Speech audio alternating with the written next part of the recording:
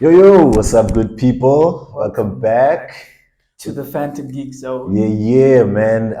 You are? Before we forget. Yeah, if you're caught up with everything, you'll realize why that's funny. But yeah, we'll leave it for the hardcore fans. Yeah, man, I'm Izzy. I'm Riyaal. And if you know, you know. If you don't, we're just a couple of geeks who, really enjoy comic book movies. For years, we always have post discussions about them. I feel like if we had conversations at Res or at the dining hall table, we were going in, people start pitching in. Yeah, and I mean, when we say for years, we're talking like all the way back to like 2016, 17, so close. More than 5 years. And that's only as long as we've known each other. But in general, every time you watch these movies, we always make sure that find fellow fans, have a discussion, fights, disagreements, whatever, just to get that passion out there. And we figured, hey man, if we're into this, surely there's some people out there that are also into it. I like opinion pieces, so I hope you like our opinions. And yeah, man, we decided to just start creating this review series, sharing it with the good people out there. And this time around, or rather, let's just give a further breakdown. So, as you can imagine, comic book movies, and as much as now they're like the in thing, even long before this, there's always been all sorts of different franchises and studios handling them, and different heroes, of course, and so on and so on. And to some other extent, we're going to be doing certain segments, focusing on all the different fractions that exist. And as you would see on our channel, we have, our MCU is the first series that we've created. Yes. And today marks the beginning of our DCEU series. So, and I don't think we're going according to timeline at the moment. Yeah, it will be. It will be. Timeline as well. It will be. Yeah. So. Oh, okay. I got you. Yeah. Okay. I'm confusing myself. With both movies, it may not necessarily be the theme for everything, but it'll depend on the relevancy. So with the MCU review, what we're doing is, as far as the order of events, so the very first superhero, which is Captain America, and then we go follow the story as far as all the events that followed in the sequence. It's in the Marvel timeline, not in the Marvel timeline. Real release date. So not a matter of when the movie was released. And we figured, hey man, why not do the same thing even with the DCEU? First of all, we've got to say RIP, because of course the DCEU is no longer in existence. Just about actually, because they still need to drop Aquaman. Oh, okay. So Blue Beetle was the most recent one. Is that part Blue Beetle? Blue Beetle, because it dropped after Flash. Yeah. Okay. So Flash dropped this year as well. Blue Beetle, and then there's gonna be Aquaman 2, and then that's the last of the DCEU because they're going through a whole reset. So James Gunn of Guardians of the Galaxy fame is now co-CEO of. He's the Kevin Feige of the DCEU. But even the larger studio, which is that Warner Discovery thing, there was a lot that went on there. Maybe at some point we'll give a breakdown specifically looking into that. I think closer to the release, we'll do a little video, give some context into all the changes that are happening. Because of course some people are going to be like, Batman again, because yes, they are going to be doing a whole new Batman, just so you know. Another one. But so since they're going to move on to creating a new universe, we were like, let's just do a review / post-mortem on the DCEU. And so in the order of events, their first movie is then Wonder Woman. World War One. I was going to say, as it takes place during World War One. So we checked it out, and then we're going to be sharing our review. And as per usual, agree or disagree, we're always happy to hear what tell your us things about we missed out as well. More importantly. And man, I think with that said, let's just get straight into it. So as far as the story of this, I enjoy the fairly straightforwardness of it. I think it was one of the more straightforward DC movies at that point. Yes. And I think that's what made it so enjoyable. Because we'll say it right out the gate, this is definitely among the better movies. Might even say as early as it is top 3. I think. I mean, there's only like what? No, there's quite a few actually. There's quite a few. I was going to say 7 or 8. 7 or 8. So certainly in that top 3 region. And basically what happens is, because the movie rather has its own beginning, and then in there they give a history lesson. So I'm going to start at the beginning of that history lesson. You've got Inception. They had flashbacks on flashbacks. you got your Greek gods, the classic dudes, there's your Zeus, Zeus, there's Ares. Ares mentioned in there. And what happened was the gods decided to create man in their own image. Then fine, come to earth, create humans, do our thing, and they lived with us, peace and harmony. And somewhere along the lines, one of Zeus's children, Ares, aka the god of war, he then became jealous because I don't know, man, was he really like shunned away at first, or like what is the exact origin of this jealousy? I don't know if you picked up on that. What is it? It was a matter of Something humans about- being loved more than Yeah, him, but I think that's the crux of it. so yeah. essentially daddy issues. I mean, Yeah. what's a good superhero movie? So that's where it comes Yeah. in, I suppose. Yeah, so what's a good running superhero joke we movie? have is like in a good superhero movie or a good villain or superhero always Yeah. has daddy issues or mommy issues. Yeah. And then Ares Ares is, and I guess Diana to a point also has daddy issues. Yeah. because She doesn't know her daddy. who that is, and the whole thing. So basically, Ares, who is not seeing eye to eye with Zeus, his dad, becomes jealous of the love that Zeus and by extension the other gods have for the human race. And I realize as the movie progresses that, this is a point of contention even for us, because I don't think it's set in stone. We'll have a discussion on it. But as the story goes at this point, Ares then turns humans into, vile, aggressive, jealous beings and so on, just to show Zeus not only the middle finger, but to say, look at these beloved creatures of yours. They're not as perfect as you think. Yeah, they're savages, And in order to restore the balance, the gods then created a race of women called the Amazons. They live on the island Themyscira. And that's where then we get our hero of the story, Wonder Woman, who was a child of Zeus. Zeus had the child with the queen of the Amazons. Then fast forward to then where we begin. Basically, it's they show Diana, when she was a child. This is now a warrior race. Let's just so establish that from the get-go. Just a little bit more get-go. context. Ares killed all the other gods. Yeah. Yeah, he created it because of his jealousy towards humans. There was a civil war. Yes. And Zeus's dying breath was giving birth, or Diana. Creating Diana. Wonderful. In order to be able to defend against But Ares, because everyone else was pretty much toast in terms of going up against him, which is why, to answer a question that for me had popped up later in the movie, that why is no one else going to try and fight Ares? But it's because she's the god killer, literally.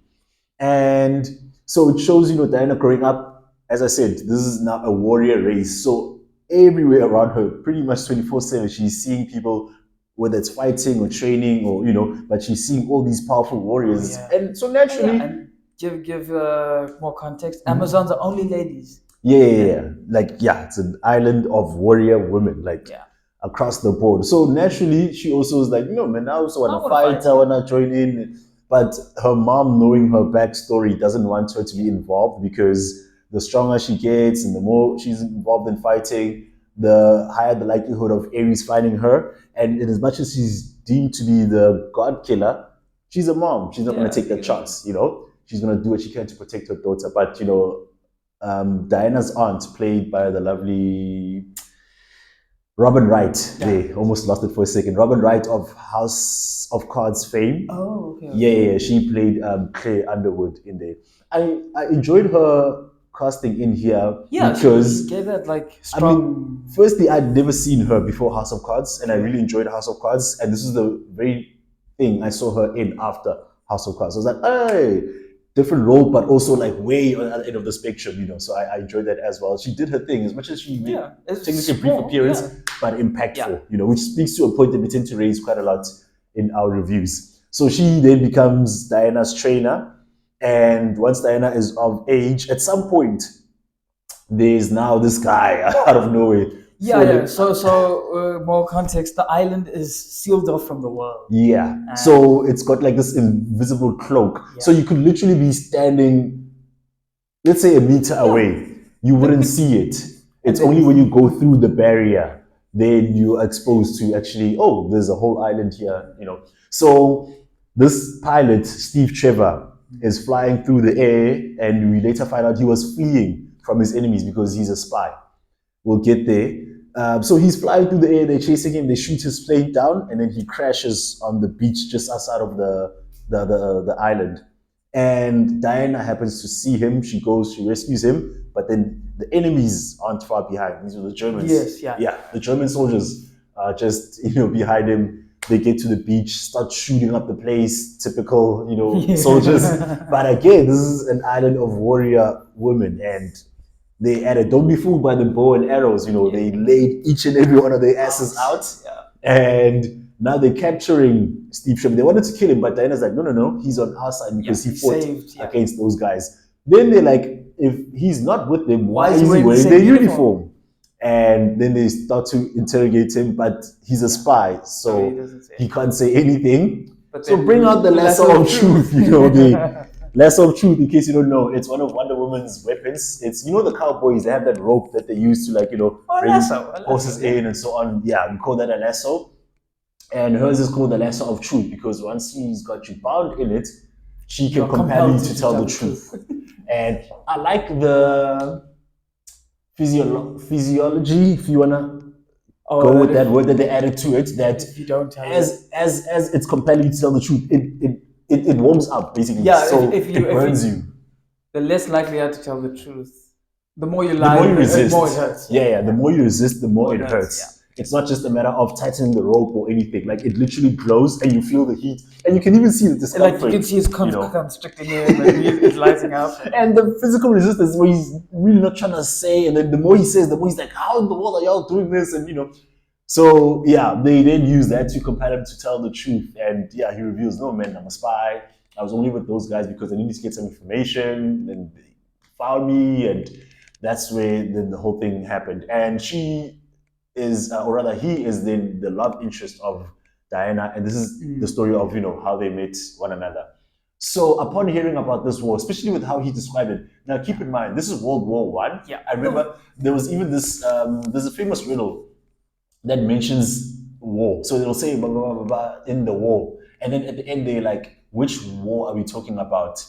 And the answer is it's World War I because they called it the war. Only World War II did they create like World War I and II in terms of the naming convention. Yeah. So, yeah, just a little fun fact. Even with this one, they keep saying the Great War. Now, with how he was describing, this is because again, remember, war to end all wars. Yes, with this being the first war of that scale, it's something no one has ever seen before, and of course, it's like hard for the mind to even fathom what's going on, which is why then it's described as the war to end all wars, because it seems though, if this thing doesn't stop, then the entire world as we know it is going to cease to exist. And so upon hearing that particular description, Diana's like, wait, war to end all worlds. This has to be a war that, Ares is behind, because again, he's the god of war. Yeah. As you said, he's killed other gods, and, he's been very, very out there and open about his destruction. And clearly the two have a lot in common. So Diana concludes that, no man, Ares is the person behind this. I have to go and kill him. She then teams up with Steve Trevor because he knows where, what do they call it? Like the front lines are. The front. Yeah, the front line of the actual war. So he's then meant to take her there. And then, of course, along the way, there's funny little jokes because she lives on the island of women. She knows about men. She's never really met one before. Yeah. Even earlier, he was washing himself anatomical jokes. Exactly. Yeah. He was washing himself off in a spring. And that jokes, brought about its own set of jokes as well. And even as far as... And also the naivety as well. Yes. Of Diana. And the different conventions. So like at one point, she's getting ready to sleep. Because it's a simple boat. They're on the boat going towards the front, And she's like getting ready to sleep, and she's like inviting him to like sleep there, but he's being a gentleman, like, no, we can't do that because we're not married. So she's like, so you only sleep with me if we're married, which sounds like you want to marry me so we can. It's like, no, I'm not. You know what? If you want me to sleep with you, fine. And then he moves it, and so but uncomfortably. Those fun little and again he's like back towards her and just like being a gentleman once again, only there because she's clearly insisting on. She's not understanding why it can't. So that was an interesting dynamic between the two of them. I think they had that type of chemistry was quite cool. That awkwardness, but And then fast forward in the story, they get to the front by the war, and she's of course going through these soldiers like they're nothing. She's going through buildings like it's nothing, tanks, you name it. And at the very end, she does have the encounter with the Ares. It's like a bit of a false take in terms of who she thinks is Ares, and Ares himself makes an appearance. They have their fight. She defeats him, of course, and we also have a sacrifice with Steve Trevor, because another Steve going down in a plane of bombs. Where the fight took place. There's a plane. I don't know if this is the kamikaze or what. No, kamikaze is World War II. Oh, okay. Yeah. But then in terms of concepts, in terms because of concept, it had a timer. I think it was just a plane, but it had the toxic gas that could go through. Yeah, but remember they were set on a timer. That's why. So I think the I don't think they were meant to be dropped. I think the plane itself was just meant to be set somewhere, and then. But essentially, there's all these hydrogen bombs on the plane, and they've got the timer going so that they're set to explode. And now Steve and his merry band of bandits, which we'll get into. How do I like to call them? I like to call them the Flying Commandos. The Flying Commandos. Yeah. So it's how it is, man. Yeah. Any good soldier movie, you need that ragtag group of misfits and which they are, because literally because one of them is not even like from the same nation. I think Moroccan, the other guy is Irish. There's a Native American in there. They've got Diana and you've got Steve and you've got Etta as well. Shout out to Etta. So that's then the group of soldiers that Steve banded with. Oh, it's his friends, man, that he called on to help them fight in this war alongside Diana. Now again, they at the end, they are saying, yo, these bombs have a timer set to go off, and even if it's not here, if it's flight elsewhere, it's gonna explode upon impact, or once it reaches a certain destination and the timer goes off. And Steve is like, guys, lay down some cover fire, I'm heading for the plane, obviously to then sacrifice himself, because he's gonna just fly it into the air, shoot at the bombs so that they go off and don't kill anyone else except for him, unfortunately. And then that's pretty much the story in a nutshell. We're then gonna delve a little deeper into casting characters and the usual, starting with Diana. Gal Gadot as Wonder Woman. What's your take on that? I think good casting. Really good casting. She's got the look. She's definitely got the look for it. Her portrayal I enjoyed. Obviously being like a ditz and naive. Yes. When she had to emote, she emoted really well. Yes. I think also when she had to be a strong female character, like when the ministers are all around the table and she just walks in and then it'd be like, and say straight to the face, like real soldiers are out there fighting, not this thing of having meetings and sending people off. Yeah, exactly. And like she totally owned that scene as well. Yes. So I think as a whole, well-rounded character, good motivation, and well acted as well, because you could, how could I say this? You could see she didn't experience life. Yes. Because she was in an island by herself with her mom. Yeah. Again, fish out of water. Yeah, fish out of water, 100%. I mean, from getting into London and like you're trying to get out of your arm and people are like, no. The whole disconnect as far as what's conventionally accepted as proper way, particularly for a woman. Yeah, at that time. She's like, no, they don't have any of those rules because it's an island of women. They're just free and then do what they need to do. Acclimatizing, so to speak. Acclimating rather to modern and society. And then also when I think after she got over no man's land the first time, and then she's seen soldiers with legs and babies, and she like wants to save everybody, but the guys are like, you can't save everyone because they go according to rules of law and all of that, as well as also when they were getting smuggled onto the boat, and the soldiers were coming back out, and then it was like a whole wake up call for us, like where I'm going is not. It's not sunshine and rainbows. Not sunshine and rainbows. And as much as she's going to war, but seeing it, it's a different story. So I think, as a character, quite good, good motivations. I think they did really well. And I think even directed as well. For myself, even when we talk about the casting, like once again, top 3. I'd say in the DCEU, she's probably like top 3 favorite casting. Might even be number 2. Yeah, might even be number two. And that fish out of water thing, right?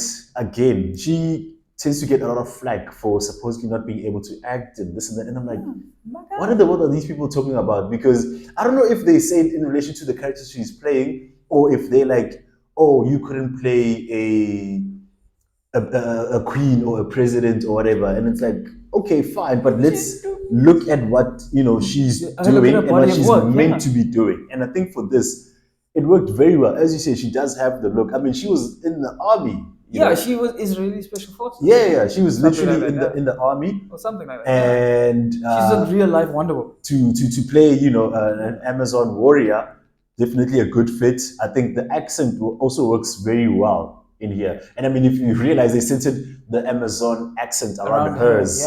And with her being the lead and having it as her natural accent, it adds to her being from another world, essentially, So that was killer. And again, I think what people misinterpret as not being able to act, for me, I'm like, no, man, fish out of water. This thing is working on all levels, If she's supposedly throwing a tantrum, if she's not behaving as she should, it's because they don't have any of those restrictions where she's from. She is an adult being thrown into a modern society and doesn't understand where people none of the rules. Yeah, she hasn't understood cruelty. Yeah. Like when she's talking to Chief on the campfire, he's like, why are you here? And he's like, I'm just profiting on both sides. And she's like, who's your oppressors? It's like, him? Like your own friend is your oppressor. Like, that's the reality of world. Yeah, And so everything for her was like a new experience. And as you said, being able to emote and evoke. Because I'm like, yeah, man, she's invoking certain emotions from me as I'm watching. Like when something sad is like, you feel bad for her. When she's got a victory, you feel great because she's enticing you. Or like if she can't do something, you're like, you're frustrated alongside her. You're like, man, you really feel bad because you understand the pain that she has, you understand the drive that she has, even though with us as well as the viewer, when she's going on and on about like, no, man, she's talking about my mom formed me from clay and then Zeus breathed life into me. I must go fight Ares, the god of war. If we stop him, then everything stops. Like that notion that you kill one man and the entire war stops, like it doesn't translate because that's not how the world really works. But you understand her, it's like the childlike innocence as well. And you still can't help but root for her in spite of all of that, So, man, she was fantastic in this movie. And this movie itself was pretty incredible. And as I've mentioned before, I like the straightforwardness. It was a flowing watch. Like it's 2.5 hours, but it didn't feel like 2.5 hours. It goes by pretty quick. It goes by pretty quick because here's the thing, right? And I mentioned this before. Can't recall if it was for Captain America or a different movie that we reviewed. But basically the principle that's where modern superhero movies have lost the plot. You try to make a super movie, which you should not be. You need to be connecting to normal people. So use themes and situations that we can relate to as well. Where it just so happens that someone has super strength or superpowers or whatever the case is. Yes, it was Captain America.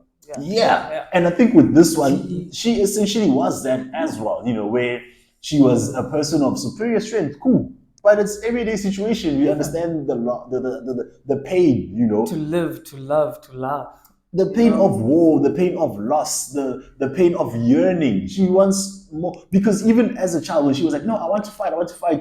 I don't know when was the last time they had a fight. It was with Ares and them, like, how many hundreds of years ago, probably, they hadn't had a fight in a good while, but she doesn't even have the thing to be like, it's fine, I will just be a princess and whatever. No, she still has that yearning to do more, to be more, even when everything around her is all hunky-dory, technically, So I think on all fronts, man, we could relate with what she was going through. We could understand, her feelings at just about every given point in the movie.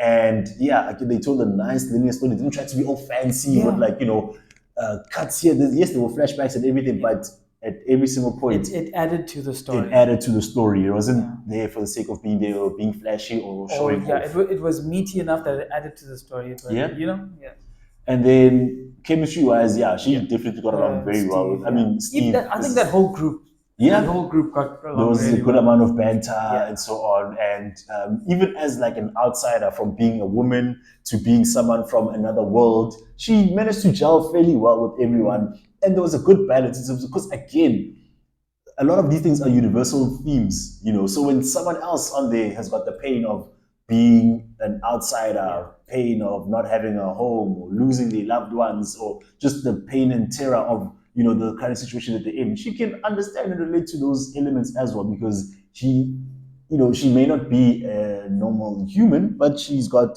human feelings and emotions, so to speak, and that's what connected them. And I think even as an audience, we saw them gel fairly well. And you mix it in, of course, with a couple quirks in there as far as the differences that I lived and experienced by both societies. And chemistry, as you said, with everyone, but of course, Steve Trevor in particular. Chris Pine, man, shout out. He definitely smoked this role. I mean, he's also another one I've seen like maybe 2-3 other movies. For the most part, every time I see him, I enjoy his work. Yeah. But even here, like he was incredible, man. Where have we seen him?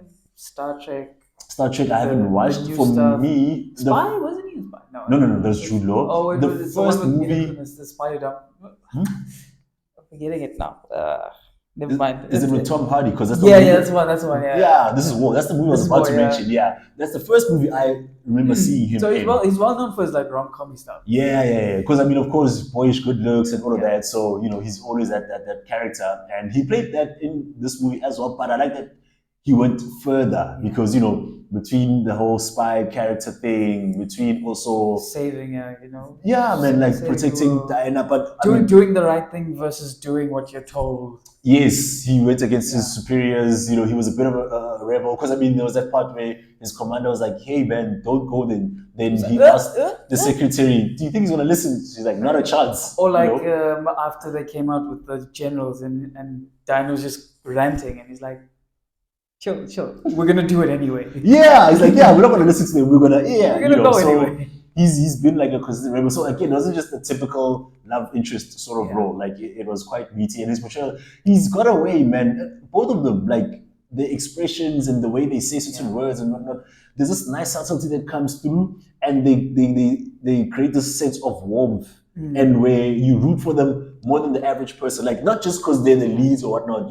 Like when you see his face and this guy's like, "No man, we have to do this," and he's like, "Man, yes, I understand how you're so connected to what's happening here." So even him constantly trying to protect her because she's like she doesn't understand why you guys have these. When he said, there are people who do nothing and the people who do something. Yeah. He's like, I tried doing nothing. It didn't work. That's why I'm now the person that's... Yeah, and you can tell he also has his own drive as far as, why he's doing what he's doing, why he's a soldier it fighting for his country. Him as just a good man. Which, And not on some default good man. As you said, he mentioned that he's tried doing nothing. So it's that thing that it's an added layer of motivation for him. He knows. And he's not just there to be a normal soldier, just hold a gun and, do as they say, that type of thing. There's a few layers to his character. And I think the portrayal that he brought forth just did wonders for the role, to say the least. I see what you did there.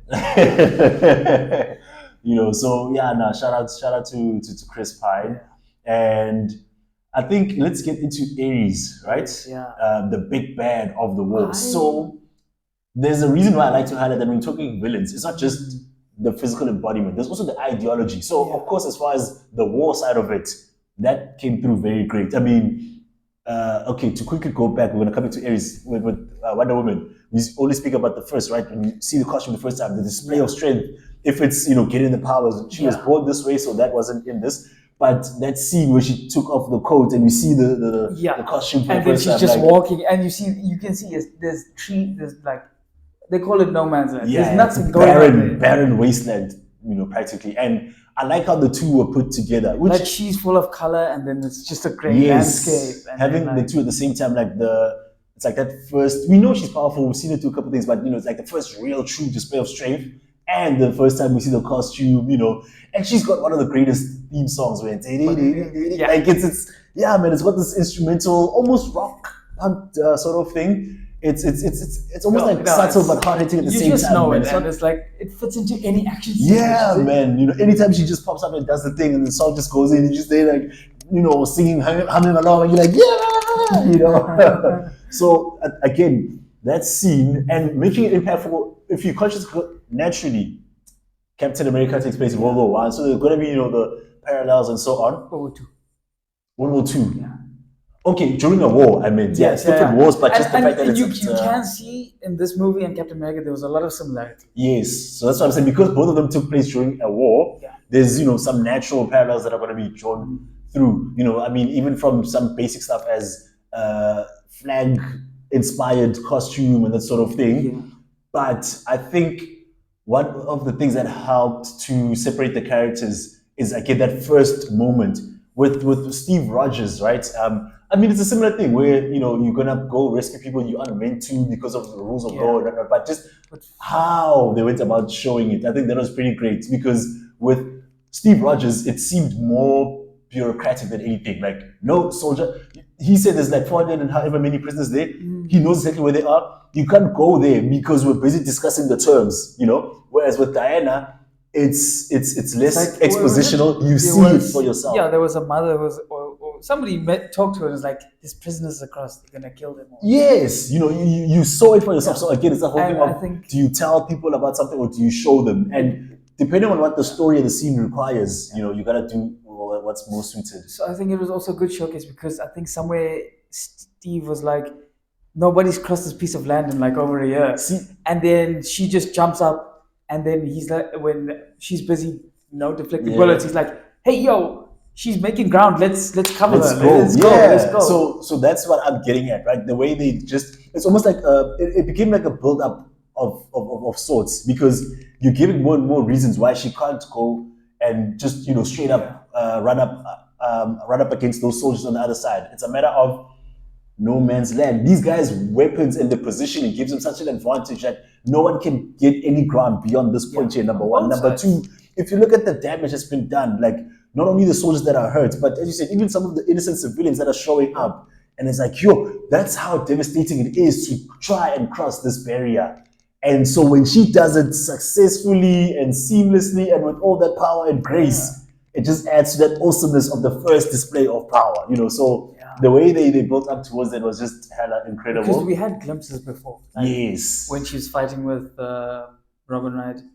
And then in the alleyway when she stopped the bullet for the first time. Yes. And then eventually it built up. Yeah. So they built up to that good. Yeah, man. Like they made it, really, really worthwhile. And even then they still built up to it. There was still more to come. Yeah. It wasn't even a matter of this is it. So her elevating as far as the show of strength throughout the entire movie was flipping fantastic to say the least.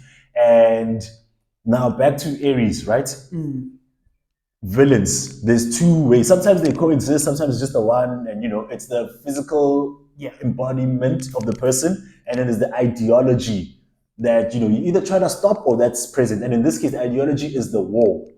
That's what they're fighting against. Then in terms of the person, there's this guy who's playing Ares. So let's get into. I don't know the homie. Hey, I remember when it first. Harry Potter. Okay. Because when the movie dropped, I mean, surprise, surprise, even I watch, other movie reviews and so on. So when the movie dropped, I remember in a review, someone said, because even the guy who was the fake Ares, I've seen him before, but I can't tell you where. I'm going to tell you where. I still call him Stryker because he's from X-Men Origins. Oh, yes. Yes. And he's playing the villain there. I have no clue what his actual name is. I see it now and then I always forget because I'm always like, that's Stryker. Because I mean, I saw this back in 2009, so it's obviously stuck with me all these years later. So yeah, there was a bit of a fake because he is also in charge of a certain division of the army, and in fact he's got this right hand woman who creates weapon chemicals. Dr. Poison is what they call her. Poisons are so deadly. They literally mess up. I like her aesthetic because it shows you oh damn. That's how dangerous it is. And also this is the early days of some of these weapons that we've now become so accustomed to, like the whole mustard gas thing and whatnot. Like she was the person who invented them. So the guy who she worked for was thought to be Ares for a bit, and then it turns out that no, it's actually someone else who gets revealed right at the very end of the movie because she killed the person that she thought was Ares, and then when nothing happens, like how? Then the real Ares popped up. So back to the review, right? To finish this point, I'm watching that review, and then those guys mentioned the name. They're like, unfortunately for me, as soon as I saw this person, I knew he was the real Ares. And it's like, even if you watch, whether it's your Law and Orders or these procedurals, when you see a famous case, you're like, man, that's the villain. I think when I first watched it, it swerved me. I didn't know the guy, so there was no reason for me to think it's someone else. I was skeptical of if this guy is really Aries, or even this Aries thing is it real or what. But I definitely bought into the idea that, okay, maybe it is this guy, but I never suspected this.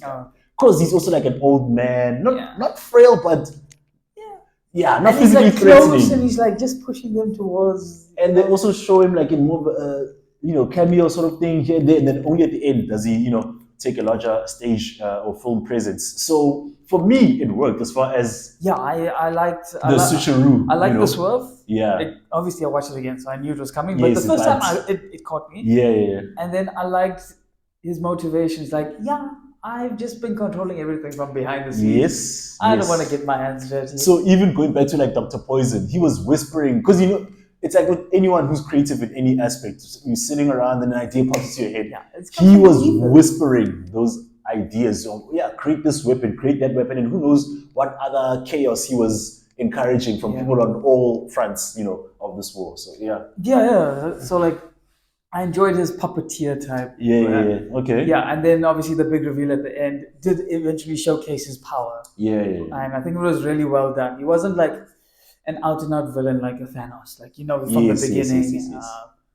And then his motivation was kind of like, okay, like you could kind of buy into it. It's like, the humans are destroying the world. Let me show you what paradise was like before. So like, you can kind of get it. And you see, now that leads me to that, discussion I said we would have earlier on, when I mentioned how the story is he corrupted humans as a middle finger to Zeus. But now his thing is like, I'm just showing you their true nature. But they did, he confessed to whispering certain things to humans, So it's like, I don't know if for you made a decision one way or the other as far as, are humans inherently evil and he was exposing us, or we're evil because he actually influenced us? I didn't think about it like that. I think for him, if I'm thinking from his perspective, humans are inherently evil. And he just wants to expose that. Because like, you can, like, maybe like there's a serial killer walking on the streets right now. You wouldn't know. So you would say that all that time, I don't know how much time had passed in between, the creation of humans and then him seeing all of this. So are we to then believe it is a matter of just the gods focusing on the wrong side, or just not even paying much attention? Because you know how the gods are. If you're immortal, it's like a parent with their child. I'm not a parent, so no disclaimer. Okay. Your child can do no wrong. Okay. Okay. Yeah. No, I found that to be like an interesting thought. I'm like, okay, so which is it? Because they don't really give like a straight answer one way or the other. Maybe they just want you to think as well. Yeah, because even for us, it becomes a bit of a nice little philosophical discussion. Like, okay, are we inherently evil? Are we evil because of what we see and hear in the world? And that nature versus nurture. Nature versus nurture sort of thing, where humans being inherently good or evil is concerned. I remember people would always be like, and like what? For instance, like, on the one hand, I want to say South Africa, but the world over, pretty much the whole racism thing. And people are like, no, racism is not inherent; it's taught. People are taught to hate and this, that, whatnot. And then I remember someone was like, no, that's nonsense. If you look at kids are the most selfish beings in the world. Who taught them that? Like, a little kid, not only will he refuse to give you his sucker, he'll go and smack it out of your hand. And then he's like, mine, And I remember from then on, I was like, damn. And so that's why I always think about this, nature versus nurture thing, where being evil is concerned. And I like how they played with the idea in this movie as well, So with Aries, right? What do you think about like the casting and the portrayal? Motivation, I agree with you, because it actually made me realize I was a bit on the fence about him, but with you saying and highlighting how he was whispering stuff, and I'm like, all that we'll see. Again, I mentioned that the war permeated throughout this entire thing. It's the main motivator as far as the opposing force, but it's literally because of him. So his influence was felt throughout. So I'm like, okay, I actually give him an extra point. Because sometimes you tend to think about them as far as what they are actually doing, whether it's their feat of strength or whatever. But it's like, no, man, if you have influence, that's another exertion of your power. In terms of casting, I think it was a good casting. Yeah. Like, just when he appears and it's like, it's that, that cold, calculated cadence. Yes. And it's just like... And again, we're talking about a god, someone who's been around for thousands of years. It's like, dumb child. You are the god killer. It's like, it's like obviously it's his sister, but there's a whole lifetime worth of experience that you're missing out. Multiple, like yeah. Millennia, and it's just like, you still don't know so much. I think he even said something along those lines. It's like, okay. Yeah, and I think the way it was portrayed was very believable. Yeah. Okay, I think you've actually opened my mind up to a couple of things. Yeah, I was gonna give him a bit of a harder time, but with everything put into proper context, I'm like, okay, cool. I think as a villain, I think for him, the thing was, him as a villain is not his showcase of power. Yes. It's more influence. His influence and how he can manipulate people. You know, like with Thanos, for instance, his philosophy, right? Humans and the destruction, whatever. You almost need to think about it. Whereas, at least with this guy, you see it. Yeah. It's like, look at humans. Look at what they've been doing. Yeah, look what they do to each other. Okay, cool. Yeah, okay, yeah. Then I think for me, I will bump him a bit higher as far as being a villain is concerned. He's not the quintessential superhero villain. Yeah, but he's by no means like a walkover. Like he certainly came through and did his thing. And finally, okay, I suppose in some of the other movies we did get a few of them as well, but it just feels like overall, as far as the stuff we've been reviewing, certainly recently, keep saying, man, the good fight scene and So we did get our big villain fight scene. Do you wanna dissect it? Like, what did you think of it? Was it great? Was it not? I enjoyed it for what it was. Yeah. It was not fisticuffs, more showcases of big godly because again, power. These are gods. Yeah. Just from him grabbing the lasso and like lightning. And also, Diana just, obviously she's emoting, she's feeling feelings because Steve just passed away, and then just that more of an awakening of her powers. And what I think what also was quite cool with that scene is like she couldn't hear him. She couldn't hear his last words. Yeah. So what happened was hit that point. there was an explosion, or was it just an impact when she crashed? There was an explosion somewhere. There was an explosion nearby, and then I think when he grabbed the lasso and then that with the lightning thing. Yeah. Oh yes. Okay. So during the fight with Wonder Woman and Ares, there was an explosion, and then she couldn't hear for a while. We all know that sound. That's after a hard day of clubbing, you wake up the next day and it's just So as mentioned earlier, Steve realized that the only way to prevent people from dying, I have to fly this plane and sacrifice myself with all the bombs going off. Now he went to Diana to say his goodbyes. This was right after the explosion and the temporary rupturing of the eardrums, and she couldn't hear anything that he was saying. So in real time, his last words to her were unheard. He gives her his watch, which he got from his father. Yes. And then runs off into the plane, and mere seconds later, it explodes. The plane explodes within eyeshot, and then he dies. And as she's processing that, she starts to regain, I suppose, full consciousness because she was a bit hazy. Full consciousness. And then she's able to think back and really hear what Steve was saying. So it's like it's almost like hearing someone's last words via a recording, but the difference being that they recorded it in front of you, but you weren't aware of it at the time. So that also adds so many layers of emotion to that. It's also quite a cool fact because remember when she killed Ludendorff, she gave up because she thought, I can't do anything anymore. What's the point in even fighting? And then the playback of Steve's words, they reignited her fire. That's the thing, right? Yeah. So you've spoken a lot about how Diana's ideology, Wonder Woman's ideology clashes a lot with modern society, and it fell flat. Yeah, she's like, what all these arbitrary rules, and then she even gets to a point of losing hopefulness. And Steve is like, even the idea that things could get better is enough to fight for, So, and as I said, he's got this thing of bringing this, both of them, granted, right? They bring about this feeling of, they really motivate you, they really let you root for them, they bring you into whatever it is they're feeling. So when Steve is like, and I love that, you never hear that, because people are like, usually they'll go the route of, no, man, you keep fighting because there are some good people out there. You keep fighting so that you can show them what it means to be good and have mercy and all the other things. He's like, no, just the belief alone. And I'm like, I don't know if I've heard this before. So he's just straight up saying, I can't guarantee shit. Yeah, he's like, I know we're bad. But the idea that we could be better. I was like, it's that hopefulness that's enough for you to hold on. And I think everything then just became, full circle for her, processing his death, and then what he was saying to her, and then of course, starts winning the fight. She unlocks and gets to a whole new level of fighting. I think for me, right? Okay, I'll start off with the negative. It's so the movie itself. Remember I said with Captain America, it seemed like there's this weird dark tint. Yes. This didn't have that. And I know what they were trying to do with Captain America, which shows that, it's a very peace, old school, They did this over here, but still having it come through nice and clear. When I saw this movie, I thought it was just like the normal DC. DC had that like grayish, and it was here, but it worked. It worked for the time period as well. Yes. So for me, I like the clarity and the visuals and all that. The issue is when it comes to the fight itself.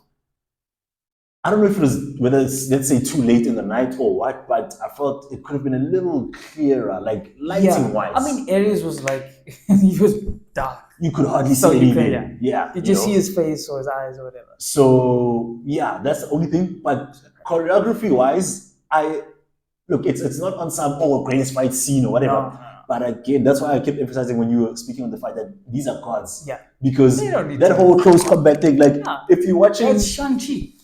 Yeah, if it's whether it's proper kung fu masters or even just guys who almost humans basically. When they're fighting one another, that's where you want to see. Okay, no man, let me see the punch connect. Let me see great choreography, because as I say, it's a dance. Let me see everything. But it's power scaled according. Exactly. No, I don't want to see gods throwing jabs and like a 1-2 combo. You guys have immense strength, so I want that punch. That's gonna, and I like that we got to see the scale of their power, given, the impact that people are having when they're falling over and all these other things. The man harnessed lightning and she literally sent it back. Yeah. Damn near, blew a hole in his hearing chest. away. Man. So I like that. I like how that ideology came through. And the other thing then, right, we spoke about Wonder Woman's costume. Ares' costume. I don't even know if there's anything to say because I was gonna Wonder Woman's costume. So not costume, but just a little DC nod is when she's dressing and then she comes out in that spine. Oh yes, and they put the glasses and they're like, I see what you did there. It's a nod to. I think she has because in a sense, I mean, of course we know Superman, but in a sense she was Superman's counterpart. In the comics, so they'll do like similar disguises, like the whole button-up thing with the glasses, and they so showed this in the movie. Okay. It was a fun little Easter egg type of thing. So with Ares, man, I hated how I suppose it adds on to the whole thing of the nighttime fight. We hardly got to see the costume because it's also the one and only time that they showed in the whole movie. As far as the silhouettes that I saw, it did have that badass feel, which I liked, especially because this guy isn't like a muscular dude. Yeah. But you still needed some way to show that he's got this power. And I mean, yes, fine. There is an impact that can still come through from a skinny guy throwing heavy punches. But I think that's because you talk about God of War.